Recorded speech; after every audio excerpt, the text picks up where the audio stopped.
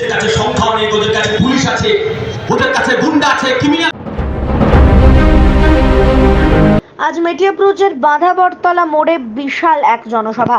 কলকাতা দক্ষিণায়নের প্রার্থী সাইরা শাহ আলী ও ডায়মন্ড হারবার লোকসভা কেন্দ্রের প্রার্থী প্রতিকুর রহমানের সমর্থনে বিশাল এক জনসভা। সিপিআইএম মনোনীত কংগ্রেস সমর্থিত সিপিআইএম দুই প্রার্থীর সমর্থনে এই সভা সমর্থক ও সাধারণ মানুষের ভিড় ছিল চোখে পড়ার মতো। মেটিয়াপুর থেকে আরজেএম নিউজের রিপোর্ট। এবারের লড়াইয়ে দেশ বাঁচানোর জন্য, দেশের মানুষকে বাঁচানোর জন্য, দেশের ভবিষ্যৎকে বাঁচানোর জন্য। তাহলে কেন ইডিয়া সিবিআই কিছু করে না?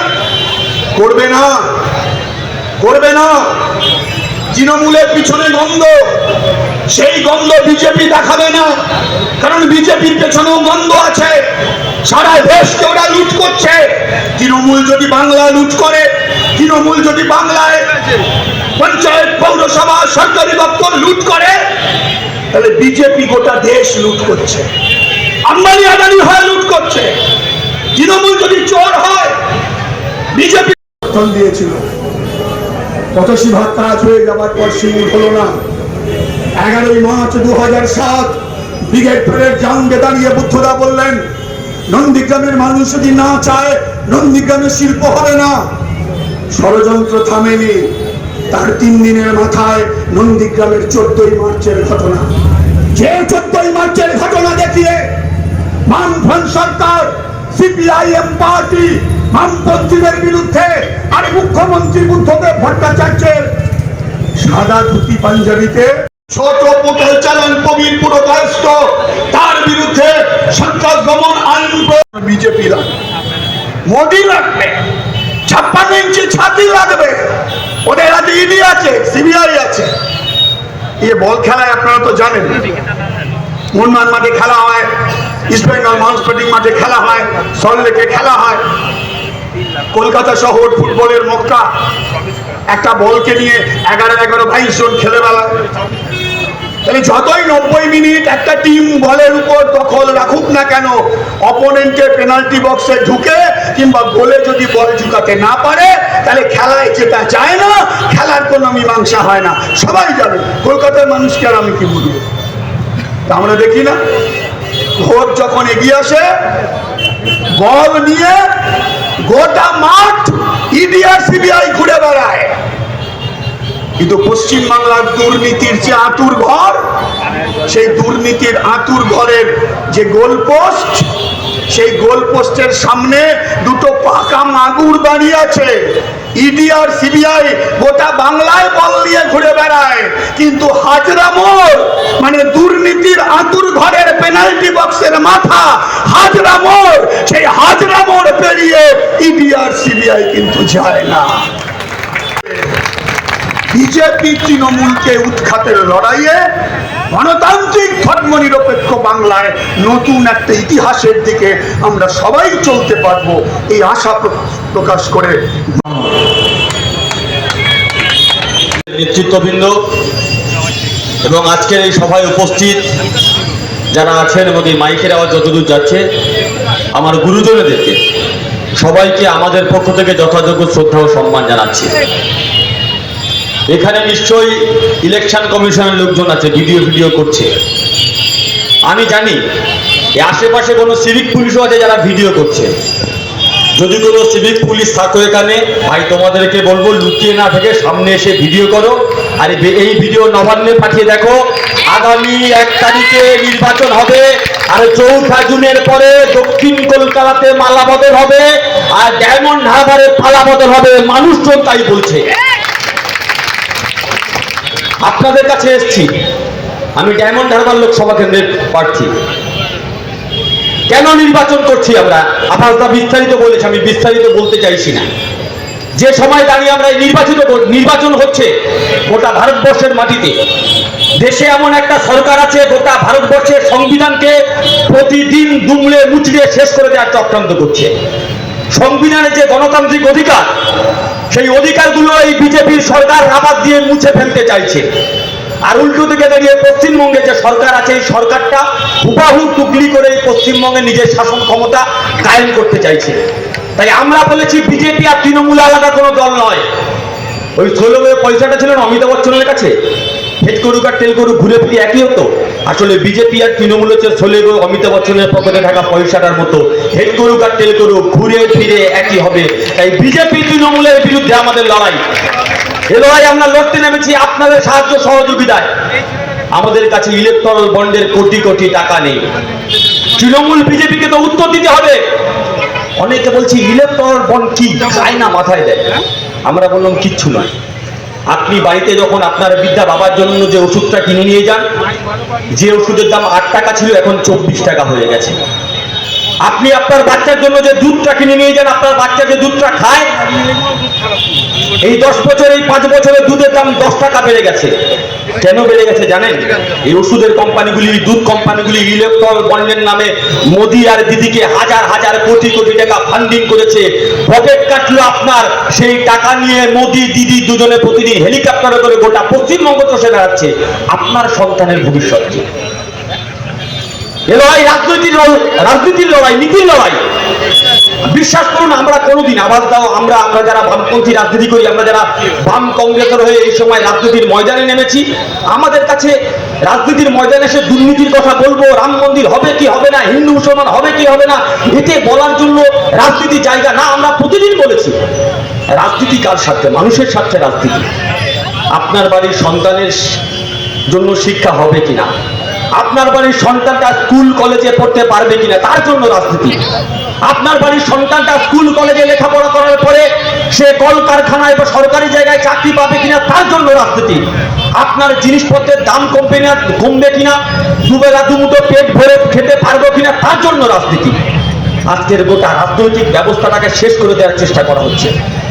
গোটা পশ্চিমবঙ্গে 8,500 সরকারি স্কুল বন্ধ হয়ে যাচ্ছে। গোটা ভারতবর্ষে 10 লাখ এমন স্কুল আছে যে স্কুলে শিক্ষকের সংখ্যা মাত্র একজন। ভাই তোমাদেরকে বলবো, লুকিয়ে না থেকে সামনে এসে ভিডিও করো, আর এই ভিডিও নবান্নে পাঠিয়ে দেখো। আগামী 1 তারিখে নির্বাচন হবে, আর 4 জুনের পরে দক্ষিণ কলকাতাতে মালা বদল হবে, আর ডায়মন্ড হারবারে পালা বদল হবে। মানুষজন তাই বলছে। আপনাদের কাছে এসছি, আমি ডায়মন্ড হারবার লোকসভা কেন্দ্রের প্রার্থী। কেন নির্বাচন করছি আমরা? আপনারা বিস্তারিত বলেছে, আমি বিস্তারিত বলতে চাইছি না। যে সময় দাঁড়িয়ে আমরা নির্বাচন হচ্ছে গোটা ভারতবর্ষের মাটিতে, দেশে এমন একটা সরকার আছে গোটা ভারতবর্ষের সংবিধানকে প্রতিদিন দুমড়ে মুচড়ে শেষ করে দেওয়ার চক্রান্ত করছে। সংবিধানের যে গণতান্ত্রিক অধিকার, সেই অধিকারগুলো এই বিজেপির সরকার রাবার দিয়ে যা করবে করো। আমরা কুরবানি দিয়েছিলাম পশ্চিমবঙ্গে আমাদের 57টা এমএলএ কে দিয়ে, মমতা ব্যানার্জিকে বলেছিলাম যে তুমি লড়াই করো, কিন্তু তার পরিণামে তুমি লোকসভায় আমাদের সমর্থন করবে। কি করলো 2001-এ মমতা ব্যানার্জি? আপনারা ইতিহাস খুলে দেখুন, যারা সিনিয়র লোক আছে, আমি সত্য বলছি না মিথ্যা বলছি, 2001-এ কংগ্রেস তাকে ফিরিয়ে দেওয়ার পরেও মমতা ব্যানার্জি একমাত্র সাংসদ হয়ে জিতে গেছিলেন দিল্লিতে। আর তৃণমূলের কেউ জেতেনি। কংগ্রেস সেই সময় 6টা সাংসদ বের করেছিল পশ্চিমবঙ্গের বুকে। আজকে মমতা ব্যানার্জি তারপরে অটল বিহারী বাজপেয়ীর কাছে গিয়ে বলেছে কংগ্রেস আমাকে পিছন দিক দিয়ে ছুরি মেরেছে। এত বড় গদ্দারি মমতা ব্যানার্জি করেছে, তারপরেও আমরা বেদনা দুঃখ সব জলাঞ্জলি দিয়ে 2011-তে মমতা ব্যানার্জিকে ফ্রি হ্যান্ড দিয়েছিল প্রণব মুখার্জি, ডক্টর মনমোহন সিং, সোনিয়া গান্ধী। তারা মমতা ব্যানার্জিকে বলেছিল আমাদের লড়াকু যারা এমএলএ আছে আমরা তাদের বাদ দিয়ে তুমি তোমার দলের লোককে এমএলএ করে জিতিয়ে নিয়েছো, সরকারে পূর্ণ সমর্থন করি। হ্যাঁ দিয়েছি। আপনার এই এলাকায় কবিতিত্ব তখন ছিল, কলকাতা পোর্ট হয়নি, কবিতিত্বের এমএলএ ছিল না আমাদের জনপ্রিয় নেতা রামপারিয়ানকে আমরা টিকিট দিতে পারিনি। আমরা ডায়মন্ড হারবার এমএলএ দৌলত আলীকে টিকিট দিইনি। আমরা মগরাহাটের এমএলএ আবুল বাশার লস্করকে দিইনি। আমরা পাথর প্রতিমা এমএলএ গোপাল কৃষ্ণ থেকে দিইনি। আমরা আসানসোলের এমএলএ তাপস বন্দ্যোপাধ্যায়কে দিইনি। আমরা 58 জন এমএলএ কে টিকিট না দিয়ে মমতা ব্যানার্জিকে ফ্রি হ্যান্ড দিয়েছিলাম। আজকে কংগ্রেস যদি না থাকতো 20শে মে 2011-তে মমতা ব্যানার্জি মুখ্যমন্ত্রী এই বাংলার হতে পারত না। তারপরে মমতা ব্যানার্জি 13 মাস পরে মানুষ ভুইয়াকে অপমান করে রাইটার্স বিল্ডিং দিয়ে তাড়িয়ে দিয়েছিল। আমরা সেদিনটা বলে এসেছিলাম আমরা মমতা ব্যানার্জির ক্যাবিনেটে নেই, আমরা মমতা ব্যানার্জিকে ত্যাগ করলাম। আজকে মমতা ব্যানার্জিকে লোকে দেখলে চোর চোর বলে তারা করে, আজকে ভাইপোকে দেখলে চোর চোর বলে তারা করে। কই আপনি তো 13 বছর রাজত্ব করছেন দিদি, আপনি তো সিপিএম এর কোনো নেতাকে জেলে পুরতে পারেননি, আপনি তো কংগ্রেসের কোনো নেতাকে জেলে পুরতে পারেননি। আর আপনার তো সব নেতা জেলে ঢুকেছে, আর কিছু নেতা বাটার জুতো কিনেছে যে তিহার জেলে যাবে বলে, সঙ্গে আপনিও যাবেন। কদিন আগে সুপ্রিম কোর্টে আমরা দেখেছি অভিষেক মনু সিংভি আর কপিল সিবালকে দাঁড় করিয়ে প্রধান বিচারপতির কাছে করজোরে বলছে তুমি স্টে অর্ডার দাও, নয়তো যেভাবে ঘিরে ধরেছে চাকরি চুরি কেসে, যেভাবে কলকাতা হাইকোর্টের মহামান্য ডিভিশন বেঞ্চ 23,753 জনের চাকরি টোটালি বরখাস্ত করে দিয়েছে, সেই কেসে সুপ্রিম কোর্টে চ্যালেঞ্জ করে গিয়ে দিদিমণি নিজেই ফেসে গেছে পাবলিক মানি ধ্বংস করে। সেখানে ঘাট জড়ো করে তারা বলেছিল তোমরা স্টে দাও, নয়তো ইলেকশনের আগেই মমতা ব্যানার্জির ক্যাবিনেটের সব মন্ত্রী জেলে ঢুকিয়ে দেবে সিবিআই।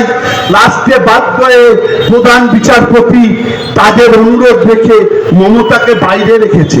ভয় পাবেন না, হতে হবে।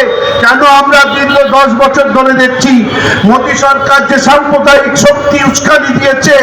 আমরা অনেক আগে দেখেছিলাম যে আমাদের এই ভারতবর্ষের মাটিতে গোধরা কাণ্ড ঘটিয়েছে, হিন্দু মুসলিমের বিভাজন ঘটিয়েছে, বাবরি মসজিদ ধ্বংস করেছে, কিন্তু আমরা কংগ্রেসীরা এর প্রতিবাদ করে রাস্তায় নেমেছি, সারা ভারতবর্ষ উত্তাল করে দিয়েছি। তার একটাই কারণ, আমরা শান্তির প্রতীক। আমাদের এই প্রতীকের জন্য আজকে আমাদের দলের নেতারা নিজেদের জান কুরবানি করেছে। কোন সময় আমরা দেখেছি মোহনদাস করমচাঁদ গান্ধীকে নাথুরাম গডসে আরএসএস দলের তারা গুলি করে মেরেছে। কোন সময় দেখেছি আমরা ইন্দিরা গান্ধীকে নিজ বাসভবনে গুলি খেয়ে মৃত্যুবরণ করতে। কোন সময় দেখেছি নির্বাচনী প্রচারের শেষে ম্যাকডাসের ছিপারুমে মানব বোমা ছিন্ন ভিন্ন হয়ে গেছিল। আমাদের রাজীব গান্ধী দেশের স্বাধীনতা আমরা এনে দিয়েছিলাম 1947 সনে, তার নাম ভারতের জাতীয় কংগ্রেস। কটা বিজেপি, কটা আরএসএস, কটা বজরং দল তারা কুরবানি দিয়েছিল এই দেশের মাটির স্বার্থে? হ্যাঁ, গদ্দারি করেছিল। আমার কথা বিশ্বাস করতে হবে না, আপনার বাংলাতে কলকাতা মহানগরীতে পেনশন কোর্টে চলে যান, গিয়ে দেখে আসুন আমাদের কংগ্রেসের স্বাধীনতা সংগ্রামীদের বিরুদ্ধে ব্রিটিশের দালালি করে যে লোকটা এভিডেন্স দিয়েছিল, সাক্ষী দিয়েছিল কংগ্রেসের বিরুদ্ধে, স্বাধীনতা সংগ্রামীদের বিরুদ্ধে, তার নাম বিজেপির অটল বিহারী বাজপেয়ী। গিয়ে প্রমাণ করেনি। আর যদি বিজেপির কোন নেতা আমার এই কথাকে চ্যালেঞ্জ করতে চান, চ্যালেঞ্জে আমি আপনাদের সঙ্গে অ্যাকসেপ্ট করতে রাজি আছি। আমি প্রমাণ করে দেব, সেই সার্টিফাইড কপি আমার তোলা আছে, যে কংগ্রেসের যারা দেশের সেবা করবার জন্য, ব্রিটিশকে তাড়াবার জন্য, স্বাধীনতার জন্য যারা জান উৎসর্গ করেছিল এই ভারতবর্ষের মানুষের স্বার্থে, তাদের বিরুদ্ধে সাক্ষী দিয়েছিল বিজেপির অটল বিহারী বাজপেয়ী। এই হচ্ছে বিজেপির ক্যারেক্টার। এখন আপনার বাড়ি, অফিস এবং দোকানকে সুরক্ষিত রাখুন টোটাল সিকিউরিটি সলিউশনের সাথে। আমরা বিভিন্ন নামি দামি ব্র্যান্ডের সিসিটিভি ও সিসিটিভি সংক্রান্ত যাবতীয় অ্যাক্সেসরিজ বিক্রয় করার পাশাপাশি সার্ভিসও প্রোভাইড করে থাকি। টোটাল সিকিউরিটি সলিউশন একটি নির্ভরযোগ্য প্রতিষ্ঠান যা 24/7 সার্ভিস প্রোভাইড করে থাকে। তাছাড়া এই প্রতিষ্ঠান দীর্ঘদিন ধরে যত্ন সহকারে দোকান, বাড়ি, কারখানা, স্কুল, নার্সিংহোম, হোটেল, রেস্টুরেন্ট, শোরুমগুলিতে পরিষেবা দিয়ে চলেছে। আমাদের এখানে প্রশিক্ষণপ্রাপ্ত টেকনিশিয়ান দ্বারা কাজ করানো হয়। আমাদের ঠিকানা গার্ডেন রিচ মেটিয়া ব্রুজ, কলকাতা 700024। বিশদে জানতে যোগাযোগ করুন 7003047447। লাইক শেয়ার ফলো করুন আমাদের ফেসবুক পেজ আরজিএম নিউজ ও ফলো করুন ইনস্টাগ্রাম ফলো করুন আমাদের আরজিএম নিউজ। সঙ্গে থাকতে দেখতে থাকুন আরজিএম নিউজ, আপনার এলাকার খবর সবার আগে।